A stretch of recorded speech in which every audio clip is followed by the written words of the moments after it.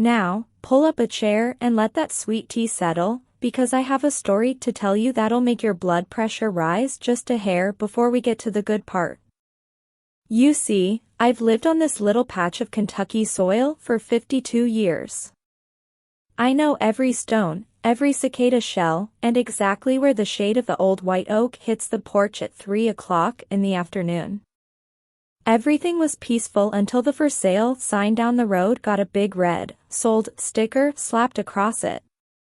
A few weeks later, a shiny white SUV pulled into the driveway next door, and out stepped a woman who looked like she'd never touched a day's worth of dirt in her entire life.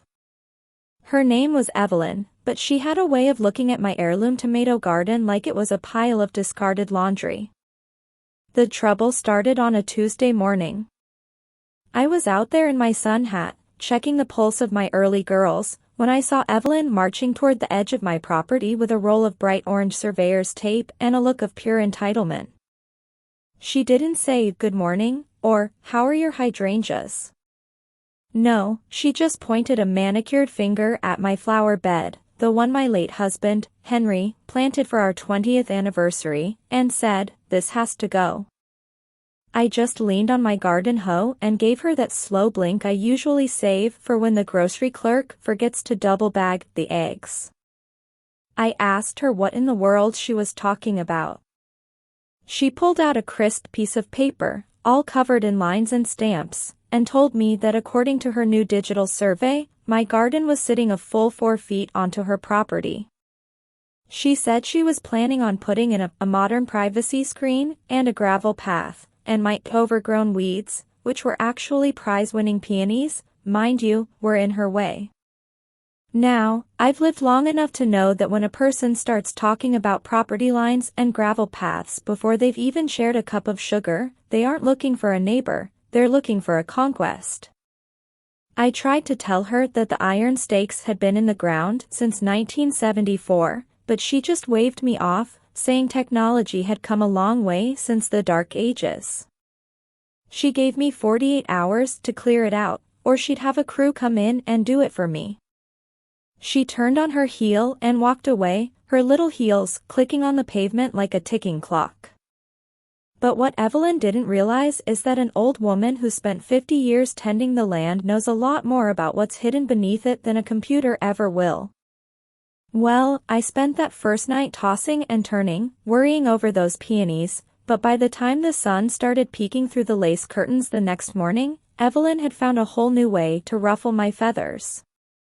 You see, my house sits on a bit of a rise, and I've got a long, paved driveway that circles right up near the side porch.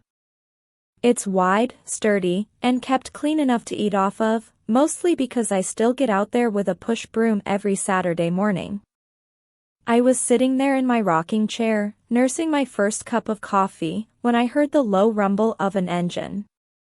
I looked up, expecting the mailman, but instead, I saw a sleek, silver sedan backing right into my turnaround.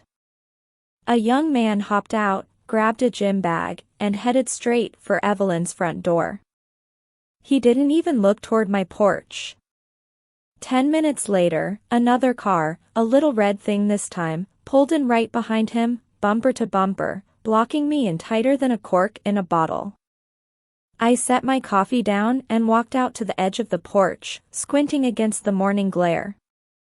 Just then, Evelyn stepped out onto her own deck, looking as fresh as a daisy in a designer tracksuit. I called out, as polite as I could manage, "Morning, Evelyn. It looks like your visitors missed your driveway and found mine instead." She didn't even have the grace to look embarrassed. She just leaned over her railing and shouted back, "Oh, they're just here for my brunch and burn yoga class. My driveway is a bit steep for the girls, and yours is so much more accessible. Since we're going to be neighbors, I figured you wouldn't mind sharing the space for a few hours. It's practically a public access point anyway, being so close to the road." Public access?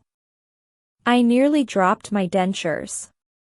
I told her, "Now honey, I don't recall the city ever sending me a check for a parking lot, and my insurance company sure wouldn't call it public."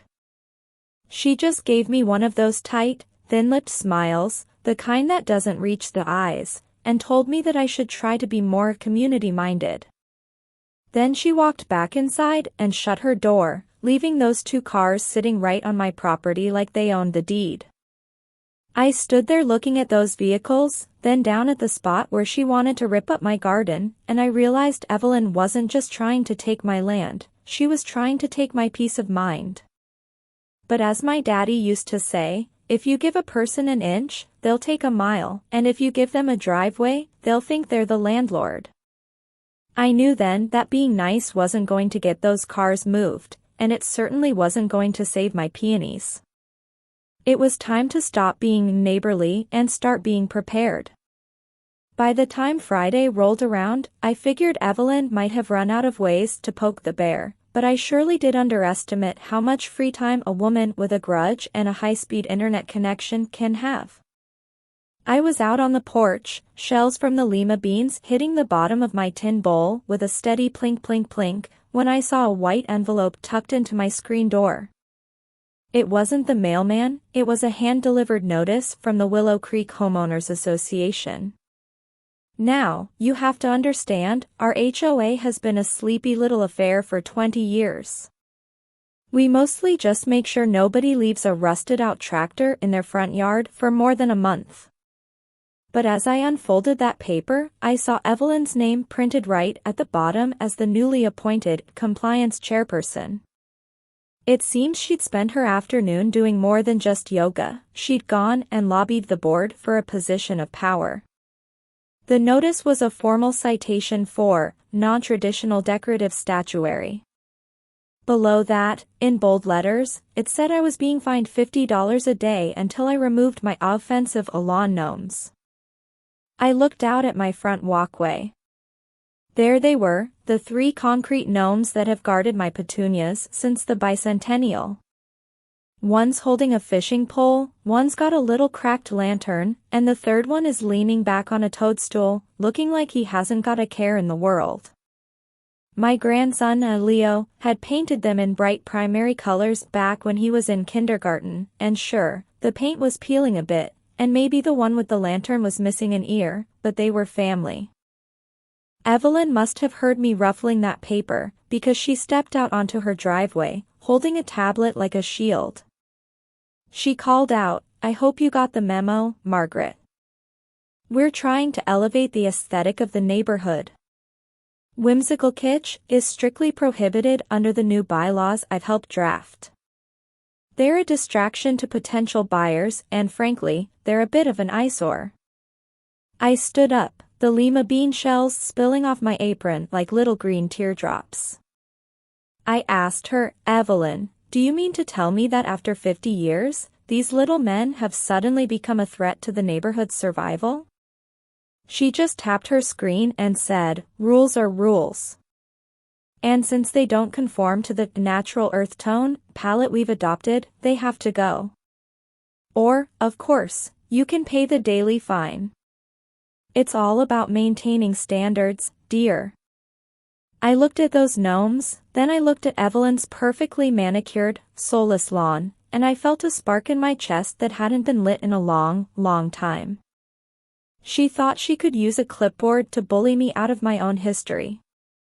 She thought she could fine me into submission. But what she didn't know was that I still had the original 1974 HOA charter tucked away in a shoebox in the attic, the one that required a unanimous vote for any new bylaw changes. And I knew for a fact she hadn't asked me for my vote. I gave her a smile, a real one this time, sharp as a paring knife, and realized that if she wanted to play by the rules, I was more than happy to show her who actually wrote them. After I dug that old 1974 charter out of the attic and realized Evelyn was playing fast and loose with the rules, I decided it was time to give her exactly what she asked for. You see, Evelyn kept harping on about those property lines and how she wanted a clearer boundary and a modern privacy screen. She even sent me a formal letter through her lawyer, who I suspect was just her nephew in a cheap suit, demanding I install a barrier to keep my encroaching vegetation off her pristine gravel. Well, I spent a good long afternoon at the kitchen table with a magnifying glass, reading every single line of our county's zoning ordinances. And wouldn't you know it? While the HOA had all sorts of opinions on the color of your front door, the county had a very specific rule about agricultural containment for properties that were still technically zoned as historic farmstead plots, which mine was. According to the law, I was allowed to build a fence up to 6 feet tall without a permit, as long as it was for the purpose of securing livestock or protecting crops. I called up my nephew, Silas, the one who runs the fencing company over in Franklin, and told him I needed a very specific kind of installation. I didn't want anything pretty. I wanted the most industrial, soul-crushing, gray pressure-treated lumber he had in stock. And I wanted it placed exactly 1 inch inside my property line, stretching all the way from the sidewalk to the back creek. When the trucks rolled in on Monday morning, Evelyn came running out of her house like her hair was on fire. She stood there on her porch, shouting over the sound of the posthole digger, "Margaret! What on earth is this?" I thought we were talking about a decorative hedge. I just waved at her from my lawn chair, sipping on a cold glass of lemonade. I shouted back, "Now, Evelyn, you were the one who said my garden was an eyesore and that you wanted a boundary. This is a 6-foot-tall, solid panel spite. I mean, security fence. It's built to the exact specifications of the 1974 code you were so fond of quoting. And since you're so worried about aesthetics, I made sure that a pretty side, the one with the finished slats, is facing my house. You get to look at the raw 2x4s and the construction stamps for the next 20 years. The look on her face was worth every penny of the deposit. By 3 o'clock that afternoon, her $1 million view of the valley was completely blocked by a wall of rough-cut pine. Not only that, but because of the way the sun sits in the afternoon, my new fence cast a giant, cold shadow over her yoga deck, making it about 10 degrees too chilly for her outdoor stretching. She'd asked for a line in the sand, but I'd given her a wall of wood. And the best part? Since I told the county it was to protect my crops, those prize tomatoes she hated so much, she couldn't use the HOA to tear it down. I just sat there in the shade of my new wall, feeling the first bit of peace I'd had in weeks, knowing that sometimes, the only way to deal with a bully is to build a world where you don't have to look at them. Now, you'd think that 6-foot wall of pine would have been enough to make Evelyn settle down, but some folks just can't stand to lose, and they surely can't stand being ignored. Since she couldn't see into my yard anymore, she started getting real interested in what was arriving at my front door. I noticed a pattern. Whenever the delivery truck would pull away, Evelyn would be out there, checking her mail, just a little too close to my porch. Then, 2 days in a row, my packages just vanished. One was a box of specialty wool from Vermont, and the other was a new set of pruning shears. I knew it was her because I caught a glimpse of her white SUV's tailgate closing on a box with my name on it. Well, I might be a grandmother, but I wasn't born yesterday, and I surely wasn't raised to let a thief sit comfortably in the house next door. I decided to send Evelyn a little welcome to the neighborhood gift, though it wasn't the kind of pie she was expecting. I took an old box from a high-end kitchenware brand, the kind of thing a woman like her couldn't resist, and I spent the evening in my craft room preparing a little something special. I mixed up a batch of what I call Granny's Everlasting Sparkle. It's a concoction of ultrafine iridescent glitter, the kind that sticks to skin like a bad memory, mixed with a healthy dose of extremely pungent fox urine scent I usually use to keep the deer away from my hostess. I rigged up a simple spring-loaded trap inside that box, so that the moment the lid was lifted, it would create a glittering cloud of botanical misery. I set that box right on my top step the next morning and went back inside to knead some bread dough by the window. Not 20 minutes later, I saw Evelyn's shadow cross the porch. She didn't even hesitate. She scooped up that box like it was a golden nugget and scurried back to her garage.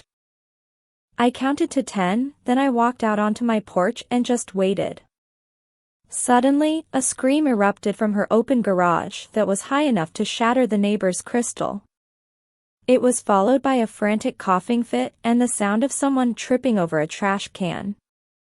I strolled down my walkway, leaning over the edge of my new fence, and called out, "Everything all right over there, Evelyn?" I heard a commotion.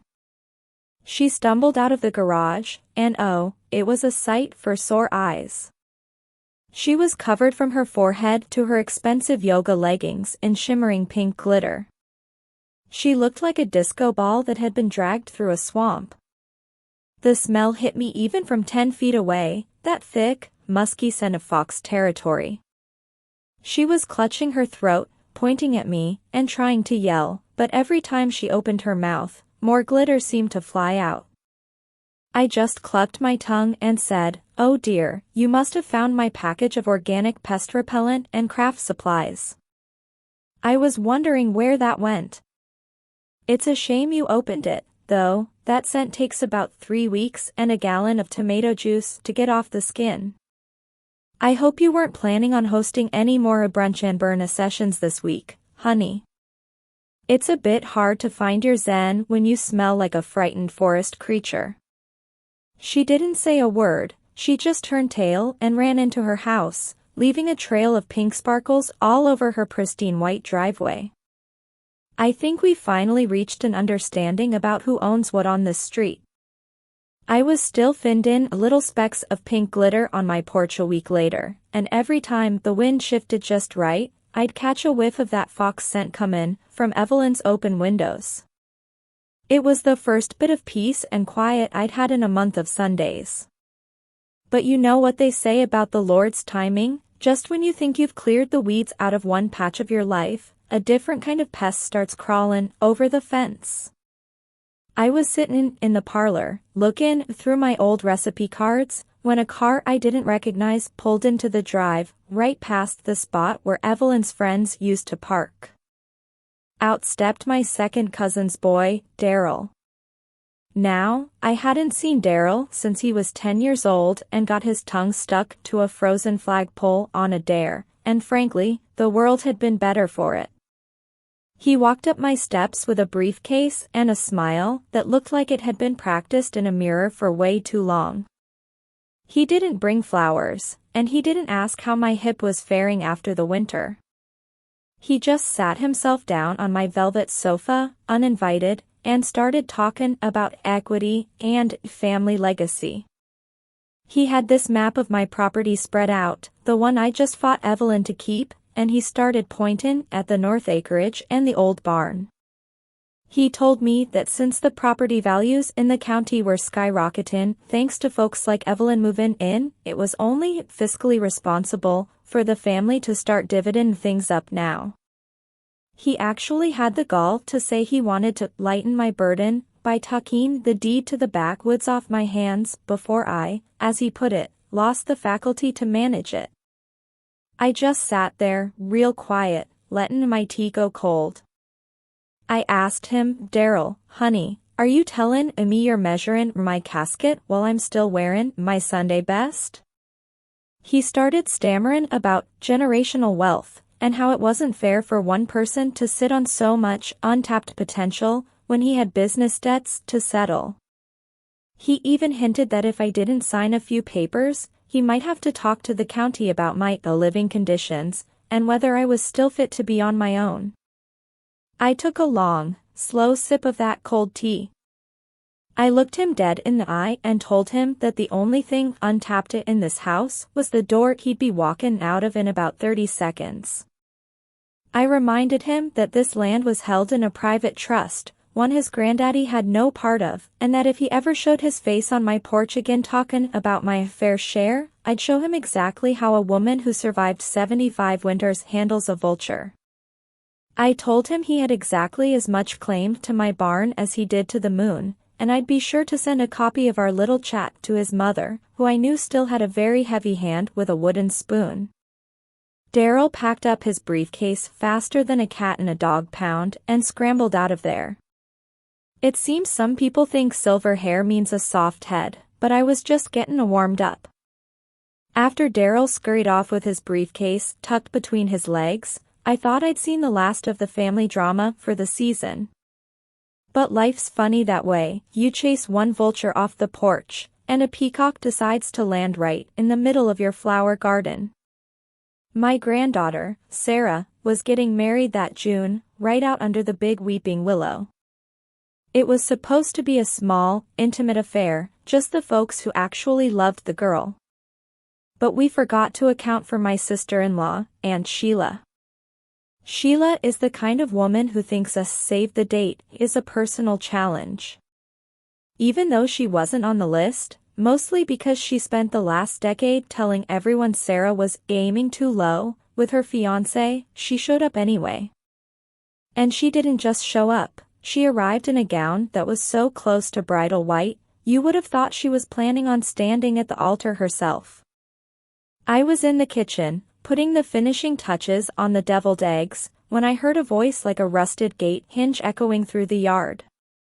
Sheila was out there, rearranging the seating chart and telling the florist that the peonies, the very ones I'd saved from Evelyn's greed, looked a bit wilted for a high-class event.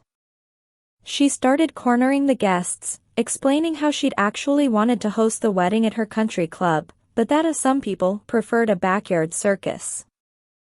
When poor Sarah came out, looking like an angel and already trembling with nerves, Sheila didn't offer a hug. She reached out, pinched Sarah's cheek, and said, "Darling, that lace is a bit daring for your figure, isn't it? Don't worry, I brought a pashmina to cover you up so the groom's family doesn't get the wrong idea." That was the moment I set my spatula down.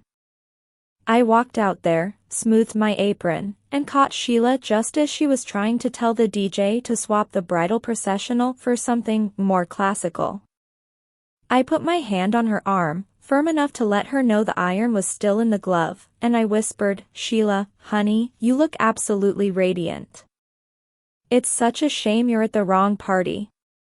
She looked at me, confused as a termite in a yo-yo, and said, "What on earth are you talking about, Margaret?" I leaned in and told her, "Well, this is a celebration for people who support this union.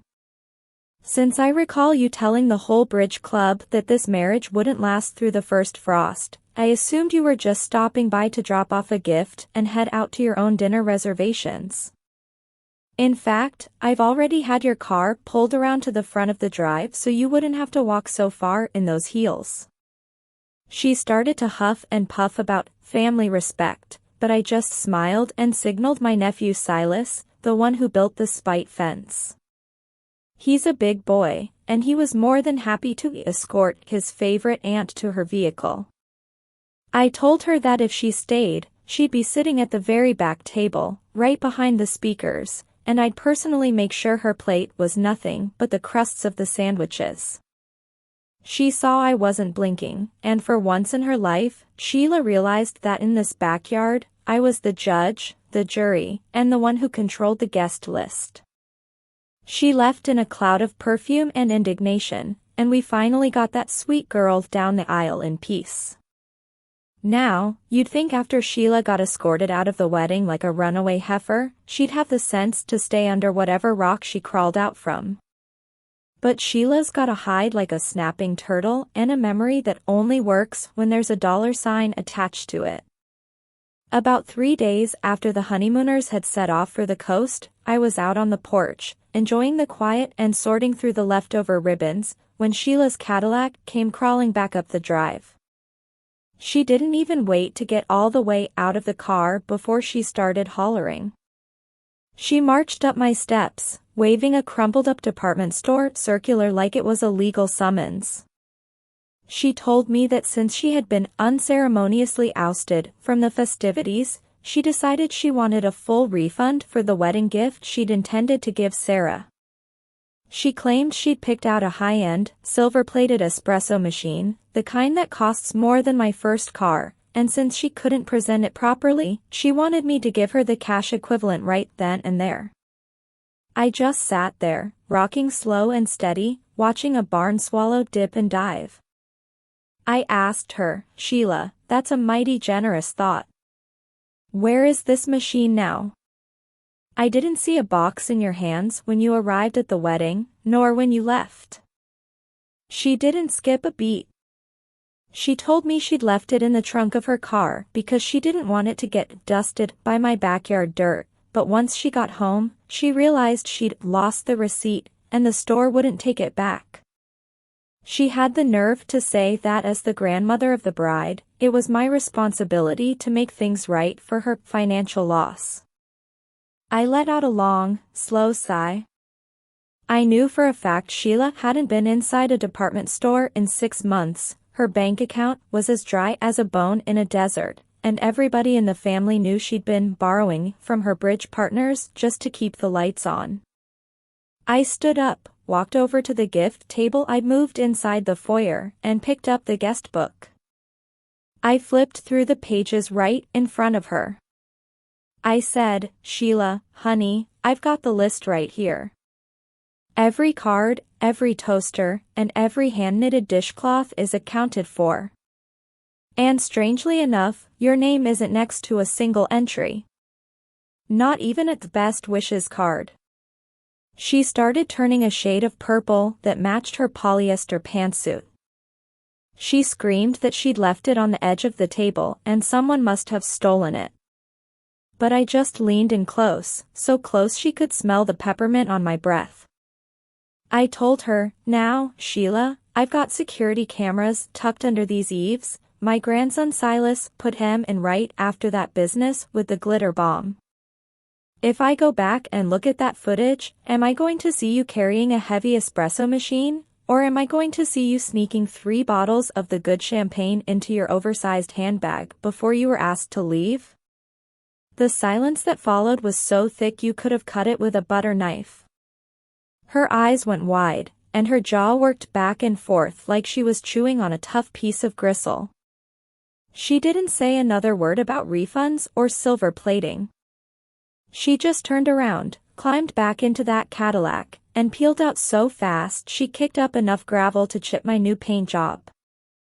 Some folks think they can spin a web of lies to catch a few dollars, but they forget that an old woman who spent her life watching the world knows exactly how to spot a fake.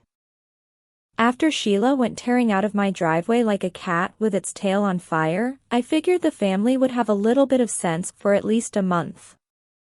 But the Miller family reunion was just around the corner, and when you get that much shared DNA in one park pavilion, the pot is bound to boil over. This year, the organizing was left to my niece, Brenda. Now, Brenda married into a bit of money over in the city, and she spent the last 5 years acting like she's the Queen of Sheba and we're all just lucky to breathe her filtered air.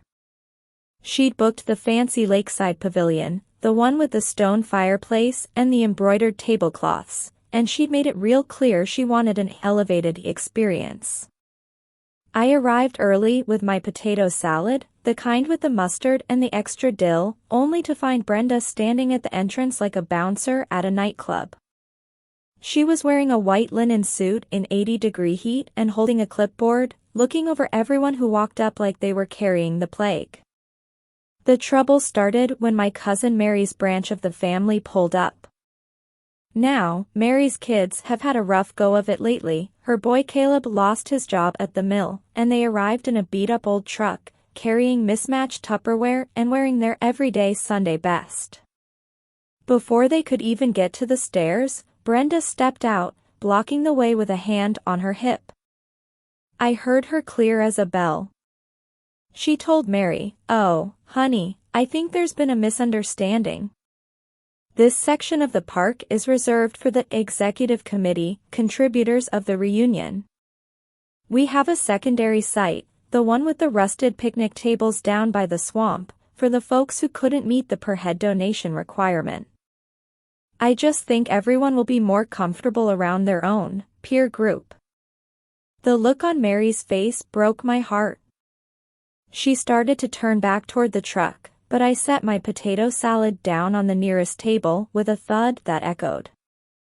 I walked over and put my arm around Mary, then I looked Brenda up and down.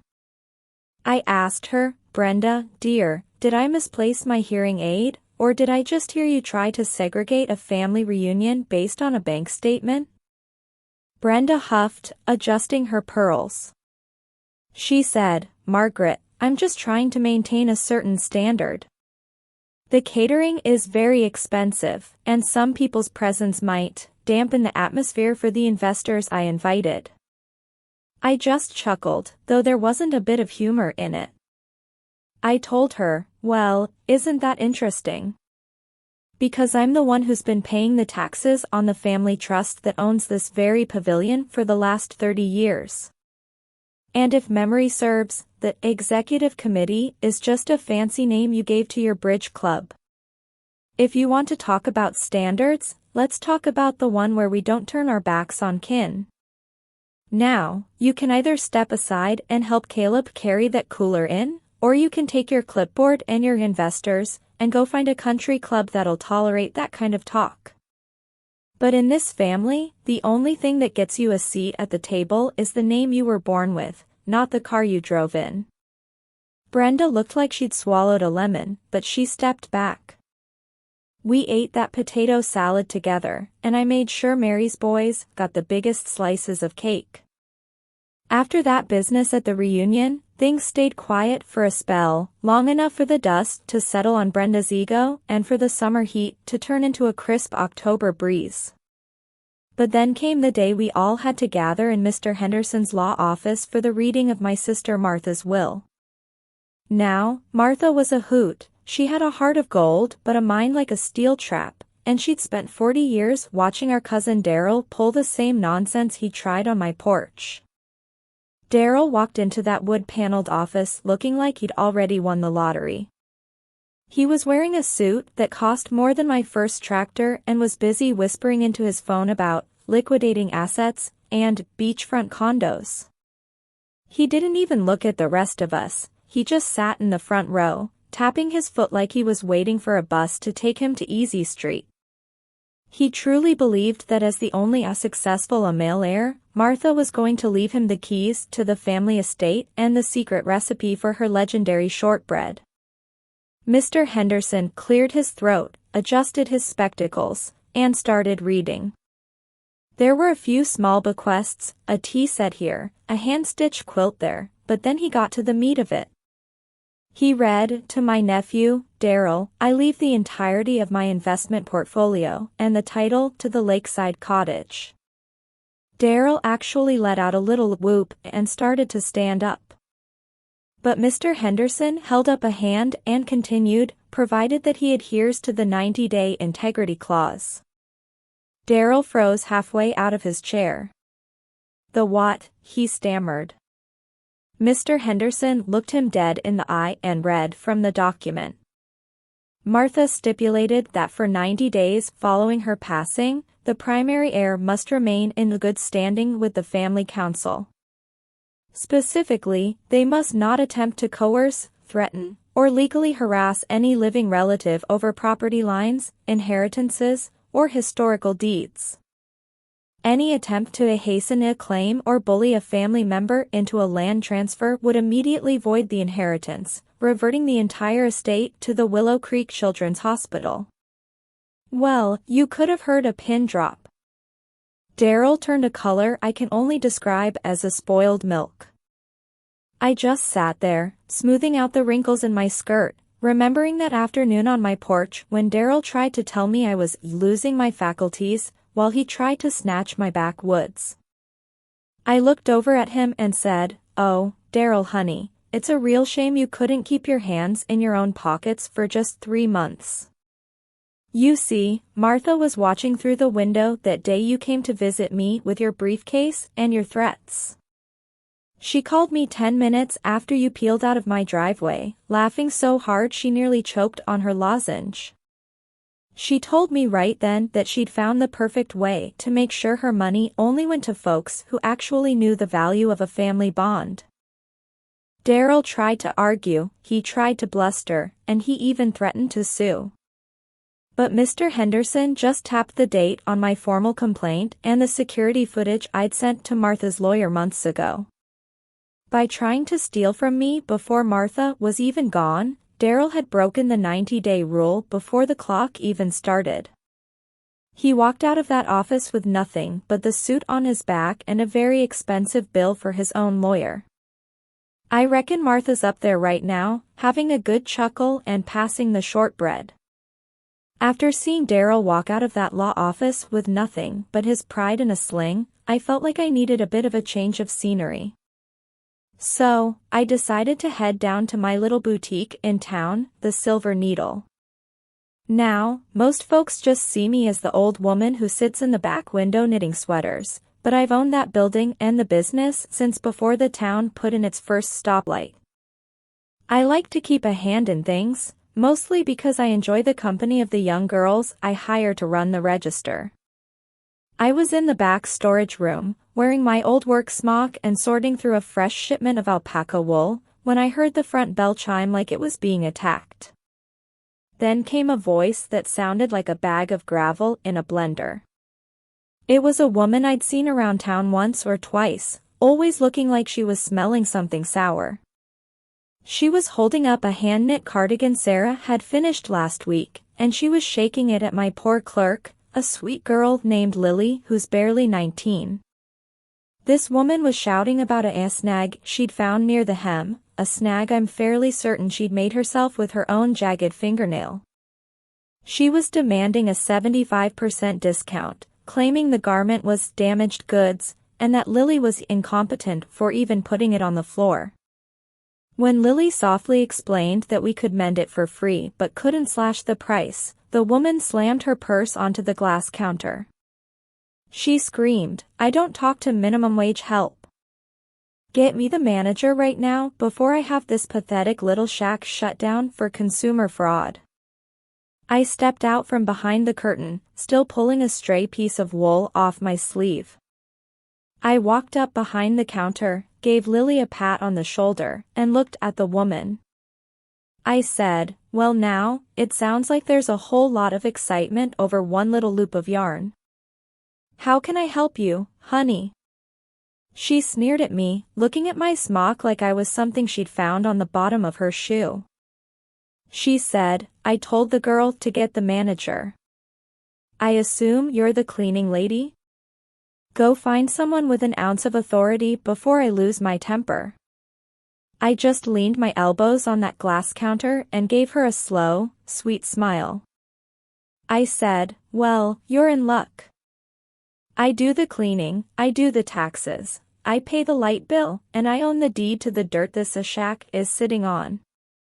I am the manager, the owner, and the person who decides who is welcome in this shop. And from where I'm standing, you've got two choices. You can pay full price for that sweater, plus a little extra for the fright you gave Lily, or you can take your purse and your bad attitude and find somewhere else to do your shopping. But I should warn you, I also sit on the board of the only other 2 boutiques in this county, and I'm feeling real chatty today." Her face went from red to white so fast I thought she might faint. She didn't say another word. She just snatched her purse, turned tail, and practically ran out the door. I turned to Lily, winked, and told her to take the rest of the afternoon off with pay. Sometimes, you have to remind folks that the person in the apron might just be the one holding all the keys. After I closed up the Silver Needle for the day, I figured I'd stop by the Piggly Wiggly to grab the fixings for a Sunday roast. Now, I'll be the first to admit, I don't move as fast as a water strider anymore. I like to check the expiration dates on the cream and make sure the peaches don't have any soft spots. It's a slow process, but it's my process. I had my cart just about full. I'm talking a prime chuck roast, the good butter, and a 3-layer chocolate cake I'd managed to snag from the bakery just as the half-off sticker went on it.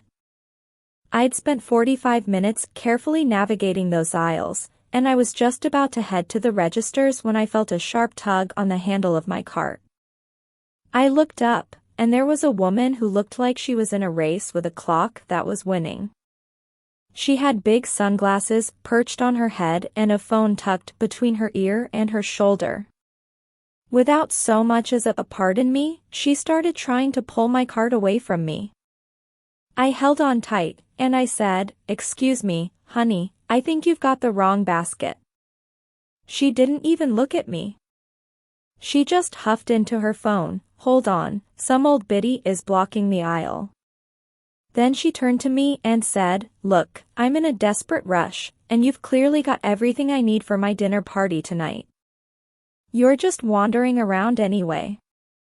I'll take this cart, and you can just start over. You've got nothing but time, right?" I felt the heat rise up the back of my neck. I told her, "Now, I might have time, but I don't have the patience to do a second lap because you couldn't be bothered to pick out your own carrots. This is my cart, and I'd appreciate it if you'd let go of the handle." She actually laughed, a sharp, nasty sound, and said, "I'm not asking. You're too slow to be in here during peak hours anyway. It's a public service, really." She gave the cart a real hard yank, nearly pulling me off my feet. Well, that was the wrong move. You see, the wheels on those carts are a bit finicky, and I knew that this particular one had a left front wheel that would lock up tighter than a drum if you turned it too sharp. I waited until she had both hands on it, ready to power walk away, and I gave the front of the cart a little nudge with the toe of my sensible walking shoe. That wheel snapped sideways, the cart jerked, and since she was pulling with all her might, she went stumbling backward right into a pyramid of canned soup. It was a symphony of tin hitting the floor, clatter, bang, boom. She ended up sitting right on the linoleum, surrounded by cream of mushroom and tomato basil. The manager, a nice boy named Kevin who used to mow my lawn, came running over. The woman started pointing at me, screaming that I'd assaulted her and she was going to sue the store. Kevin looked at her, then he looked at me, then he looked at the security camera right above the soup aisle. He said, "Ma'am, I just saw you try to hijack a 75-year-old woman's groceries. I think it's best if you leave now, before I call the sheriff to escort you out for disorderly conduct." I just smiled, straightened my hat, and wheeled my perfectly organized cart right past her. I told her, "You know, honey, they say the early bird gets the worm, but the greedy bird usually just gets a bruised backside." I made it to the register just in time to get my senior discount, too. After that little skirmish in the soup aisle, I decided I'd had quite enough of my own cooking for one day. I treated myself to a seat at the Copper Kettle, a lovely little bistro run by a young man named Marcus who makes a pot roast that almost, and I mean almost, rivals my own. I was tucked into a cozy corner booth, minding my own business and enjoying a glass of iced tea, when the peace of the afternoon was shattered by a woman 2 tables over. She had a look about her that just screamed, "I'd like to speak to the manager," and she was staring down at her glass of water like it had personally insulted her ancestors. She beckoned the waitress over, a sweet girl named Jenny who's working her way through nursing school, and pointed a sharp finger at the glass. "This is unacceptable," the woman barked, her voice carrying across the dining room like a foghorn. "The condensation on this glass is excessive. It's dripped onto the table, and now my placemat is damp. The water is, well, it's too wet.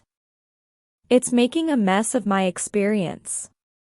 I want this entire meal comped, and I want a fresh bottle of sparkling water brought out immediately, free of charge, for the emotional distress." Poor Jenny just blinked, her mouth hanging open a little. She tried to explain that it was a humid July day and ice tends to melt, but the woman wouldn't hear it. She started going on about sanitary standards and premium service, demanding a free 3-course dinner because of a few beads of moisture on a glass. I felt that familiar itch behind my ears, the one that tells me a bully needs a bit of a reality check. I leaned out of my booth and caught Marcus's eye as he started heading over to settle the fuss. I gave him a little wink and then turned my attention to the lady. "Excuse me, sugar," I said, my voice as smooth as clover honey. "I couldn't help but overhear your predicament. It's a real tragedy, isn't it?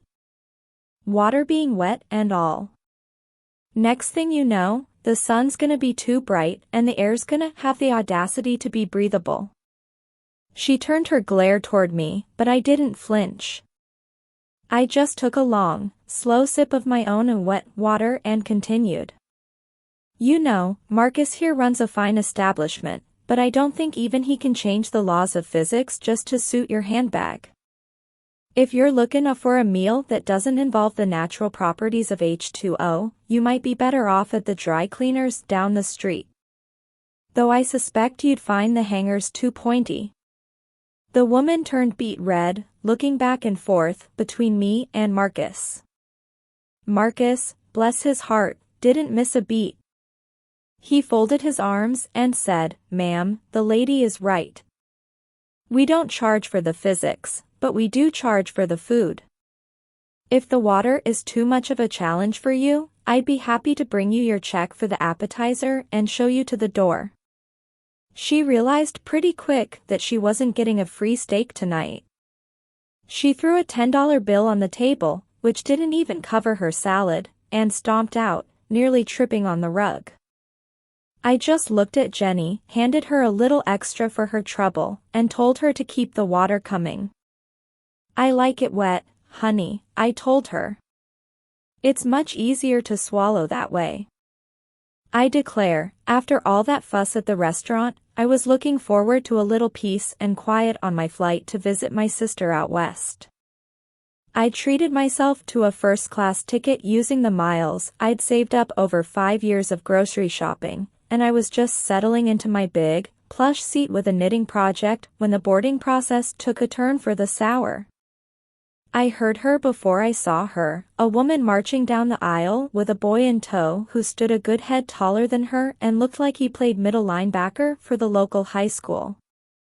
She stopped right at my row, looked at my seat, then looked at me like I was a piece of luggage that had been left in the rain. She cleared her throat real loud and said, "Excuse me, but you're in our seats." I checked my ticket, polite as can be, and told her, "No, honey, I believe 2A is right here on my stub. I've been looking forward to this legroom for months." She didn't even blink. She leaned over and whispered, loud enough for the whole cabin to hear, "Well, as you can see, I am a mother traveling with my child. My son has very sensitive nerves, and he simply cannot be expected to sit back in coach for 4 hours. It's an emergency, really. You're just one person, and I'm sure you'd be much more comfortable in the back where it's cozier. We need to swap so my baby can have the space he deserves." I looked at her baby, who was currently wearing a varsity jacket and trying to hide his face in his hoodie from sheer embarrassment. I looked back at the mother and said, "Now, I've raised 4 children and 6 grandkids, so I know a thing or two about babies. And by my count, your little one there looks like he's about 10 minutes away from being draft eligible. If his nerves are that sensitive, maybe he should have used his allowance to upgrade his own ticket." Her face puckered up like she just sucked on a green persimmon. She started shouting about motherly rights and elderly selfishness, demanding the flight attendant come and force me to move. When the young man in the uniform arrived, she told him a tall tale about how I'd stolen their seats and was intimidating her poor, defenseless child. The flight attendant looked at her tickets, which were clearly for row 34, and then he looked at me. I just leaned back, adjusted my spectacles, and said, "Officer, I mean no disrespect to this lady's maternal instincts, but if that young man is a baby, then I'm the Queen of England. I paid for this seat with 5 years of loyalty, and I don't plan on giving it up just because someone else forgot to plan ahead. If he needs extra room for those long legs of his, I suggest you find him an exit row, but I'm staying right here." The attendant told her in no uncertain terms that she needed to move to her assigned seats or be removed from the plane. She huffed and puffed, dragging that poor boy down the aisle while grumbling about how the world had no respect for mothers anymore. I just picked up my knitting needles and started a new row. It's a funny thing about life, the more you try to skip the line, the longer the walk back to your own place seems to be. I tell you, after that long flight and the business with the varsity jackets baby, my knees were aching for some of that peppermint liniment I usually keep in the medicine cabinet. I realized I was bone dry on my supply, so I headed down to the local pharmacy. Now, the pharmacy on a Monday morning is a sacred place of patience. We're all in there, old Mr. Henderson with his hip, Mrs. Higgins with her twins, and about 6 other folks just waiting for their turn in the orderly line that snakes past the greeting cards. We were all shuffling along, minding our manners, when the front doors hissed open and in marched a woman who looked like she was vibrating at a higher frequency than the rest of us. She was dressed in one of those crisp power suits that looked like it had never seen a wrinkle, and she was checking her watch every 3 seconds like she was timing a rocket launch. She didn't even look at the line. She just put her head down and barreled straight to the drop-off a window, right in front of a young man holding a crying baby and an elderly veteran in a wheelchair. When the pharmacist, a patient soul named Arthur, told her she'd have to step to the back of the line, she let out a sigh so heavy it could have moved a mountain. She slammed her insurance card onto the counter and said, "I don't think you understand. My time is worth $500 an hour. I have a conference call in 10 minutes, and I am not standing behind people who clearly have nothing better to do with their day than loiter in a drugstore. My prescription is a priority." Well, you could feel the temperature in that room drop about 40 degrees.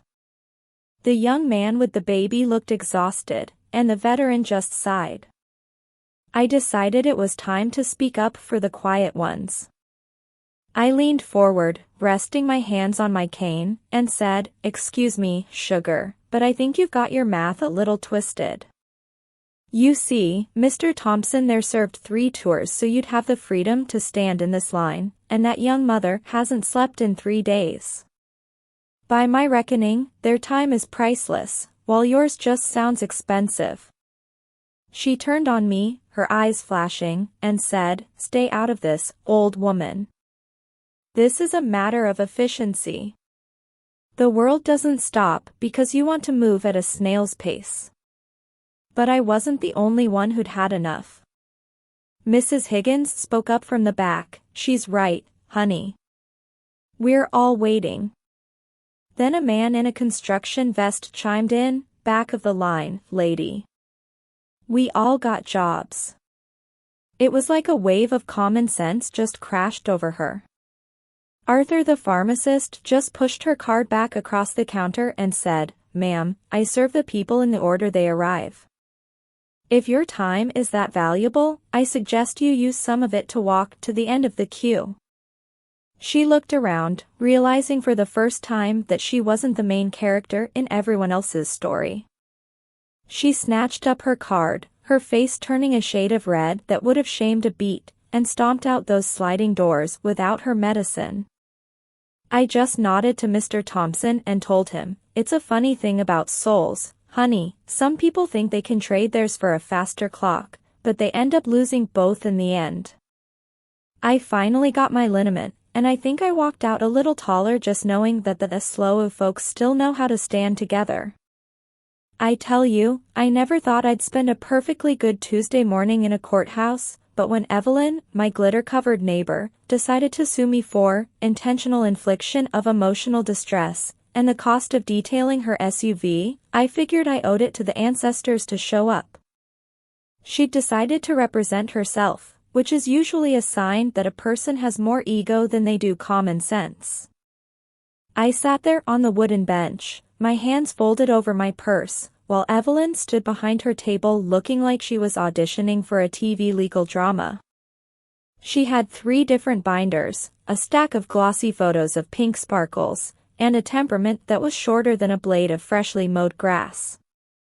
When the judge, a no-nonsense woman named Judge Miller, asked Evelyn to state her case, the floodgates didn't just open, they burst.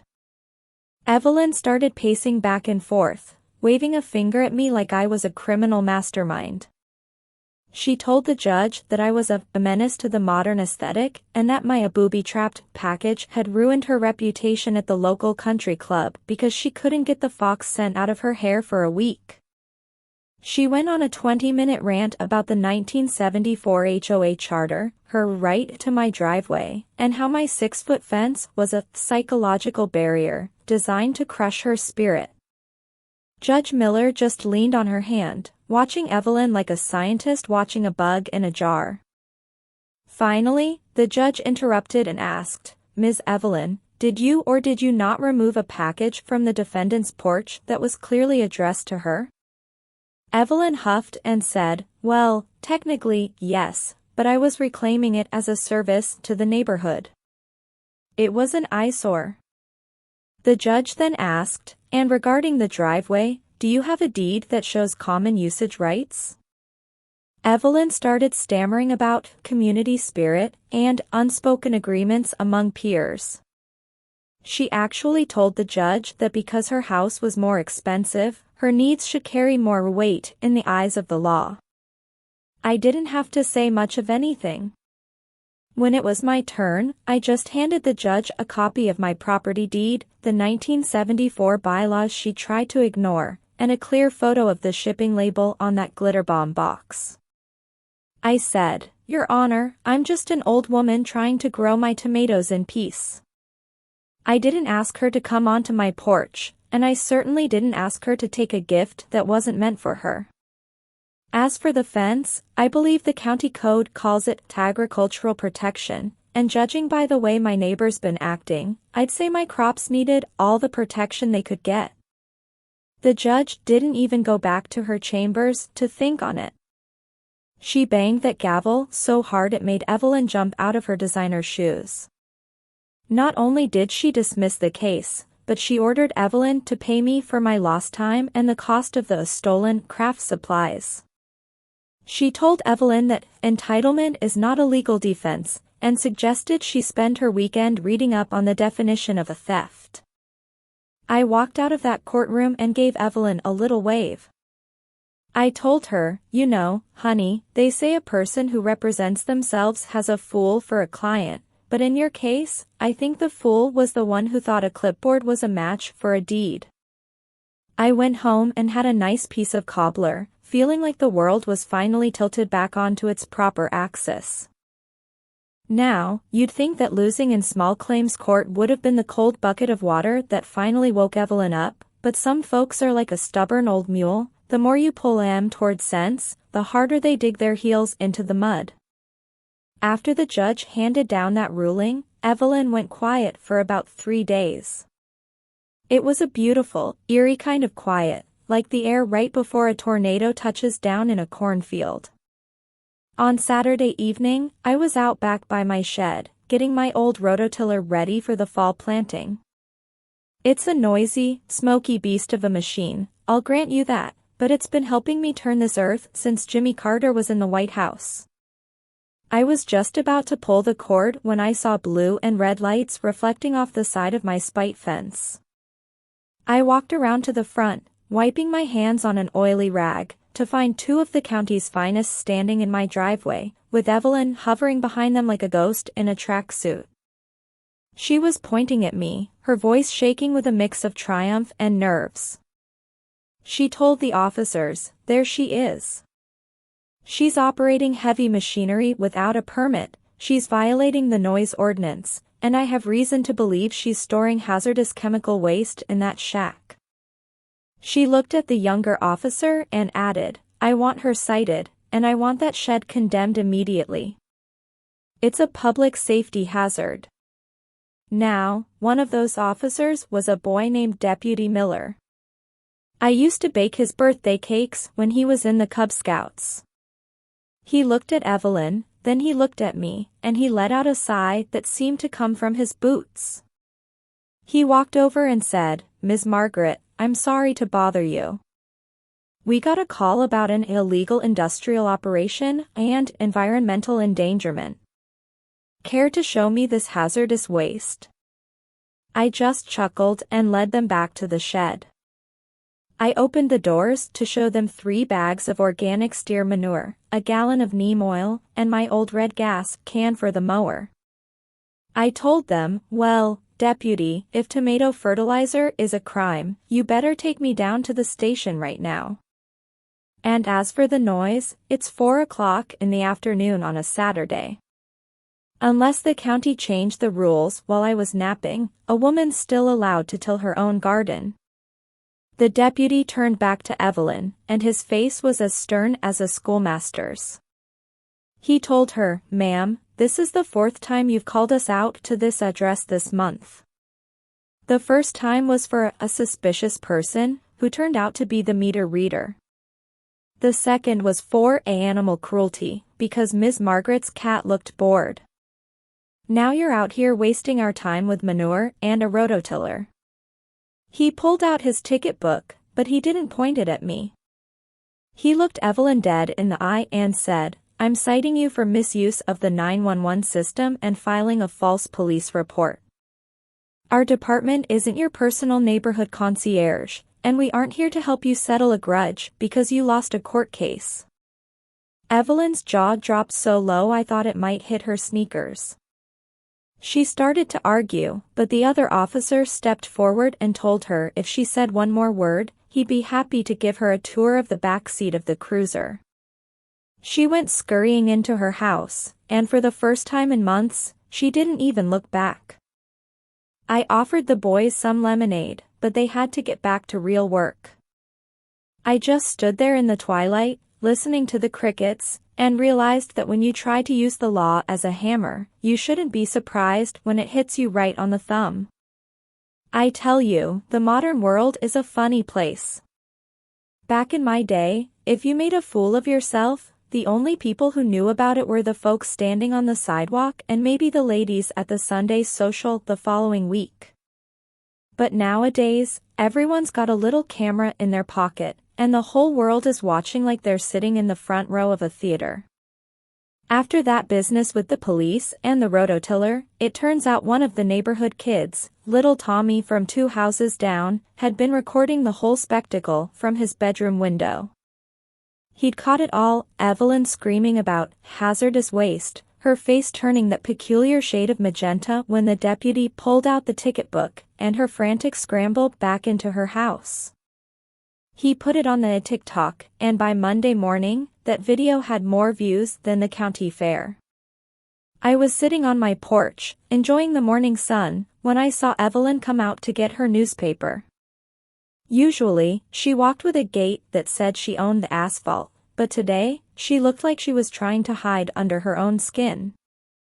Just as she reached the end of her driveway, a black town car pulled up, one of those fancy ones from the city. A man stepped out, looking sharp enough to cut paper, and I recognized him immediately. It was Mr. Sterling, the CEO of the high-end real estate firm where Evelyn worked as a senior vice president of ethics and standards. "You can't make this stuff up, honey." He didn't even get all the way out of the car. He stood by the door, holding a tablet in one hand and a manila envelope in the other. I couldn't hear every word, but I heard enough. He held up that tablet, and I could hear the tinny sound of Evelyn's own voice screaming at the deputy. He said something about brand reputation, unhinged conduct, and incompatibility with company values. Evelyn started waving her hands, her voice pitching up into that high wire whistle she gets when she's panicked. She was trying to explain it away, probably blaming me or the wet water, or the alignment of the stars. But Mr. Sterling just shook his head, handed her the envelope, which I suspect contained her final paycheck and a very firm "don't call us," and got back into his car. He drove away before she even had the envelope open. She stood there in her driveway, the newspaper at her feet and her career in a paper folder, looking around like she was waiting for someone to tell her it was a joke. She looked over at my porch, and for the first time, I didn't see fire in her eyes. I just saw the look of a person who finally realized that when you spend all your time trying to tear down your neighbors, you forget to make sure your own house is built on a solid foundation. I didn't say a word. I just raised my coffee mug in a quiet toast. It wasn't spite, exactly, it was just the quiet satisfaction of seeing the harvest come in after a long, bitter season. Now, you'd think that losing a high-paying job and becoming the laughingstock of the internet would teach a person a little humility, but humility is a hard seed to grow in a heart full of pride. A few days after the black car drove away, I saw Evelyn out on her lawn setting up a ring light and a tripod. She was wearing a soft, beige sweater, the kind people wear when they want to look like they've never said a mean word in their life, and she had a box of tissues sitting prominently on a garden stool. She marched over to the edge of my fence and called out, "Margaret, could you come here for a moment? I'm filming a Path to Healing a video for my followers, and I want to offer you a public olive branch." Well, I've seen some things in my time, but I've never seen an apology that required 3 different camera angles and a microphone clipped to a lapel. I walked over, leaning on the post of that beautiful 6-foot spite fence, and watched as she hit the record button. She took a deep, shaky breath, looked right into the lens, and started crying, though I noticed not a single drop of moisture actually left her eyes. She began, "I'm here today with my neighbor to address the recent misunderstandings. I want to apologize to Margaret for having to deal with my high standards during a time when I was under so much professional stress. It's hard being a leader in a world that doesn't always value excellence, and sometimes my passion for the community comes off as intense. I forgive Margaret for her role in this conflict, and I hope we can move forward now that I've been forced to take a sabbatical from my career to focus on my mental wellness." I just stared at her. I said, "Evelyn, honey, is that an apology or a press release for a saint? You didn't apologize for stealing my packages, lying to the police, or trying to pave over my peonies. You just apologized for being too excellent for the rest of us to handle." She hissed at me under her breath, "Just nod and look touched, Margaret. This is going on LinkedIn." Then she went right back to the camera, voice sweet as saccharin. "See? We're already communicating. I've even brought a donation for Margaret's garden, a bag of luxury gravel to help her modernize those messy flower beds." I reached over, gently turned the tripod away from me, and looked her dead in the eye. I said, "Evelyn, an apology without a change in behavior is just more noise, and I've had enough noise to last me until the second coming. You aren't sorry for what you did, you're sorry you got caught on camera doing it. And as for your luxury gravel, you can take that right back to the store. My peonies like the dirt they were born in, and I like a neighbor who knows how to say I was wrong without checking her lighting first." I walked away while she was still sputtering at the camera, trying to explain to her followers that I was resistant to growth. It was the saddest performance I'd ever seen. She wanted to use me as a prop in her redemption story, but she forgot that I'm the one who writes the ending to mine. Well, after that little sabbatical, a video of hers failed to win any Oscars, the white SUV finally stayed pulled into the garage, and the "for sale" sign made a quiet return to the edge of her lawn. I reckon Evelyn decided that Willow Creek just wasn't ready for her brand of excellence. But as I sit here on my porch this evening, watching the fireflies start to blink in the tall grass and smelling the sweetness of those peonies that survived it all, I'm not feeling a lick of triumph. I'm just feeling a deep, quiet sense of peace. You know, I've seen a lot of folks come and go over these 70-some years. I've seen people try to build walls out of money, and I've seen them try to buy respect with a fancy title or a loud voice. But at the end of the day, the earth doesn't care about your bank account, and the birds don't sing any louder for a vice president than they do for a tired old woman in a sun hat. My daddy used to tell me that your character is like a garden. It takes years of slow, steady work to grow something beautiful, but only one season of neglect to let the weeds take over. Entitlement is a funny thing. It makes a person feel big by trying to make everyone else feel small. But a person who's truly big in spirit doesn't need to shout about property lines or public access to feel at home. They find their home in the way they treat the folks they share the world with.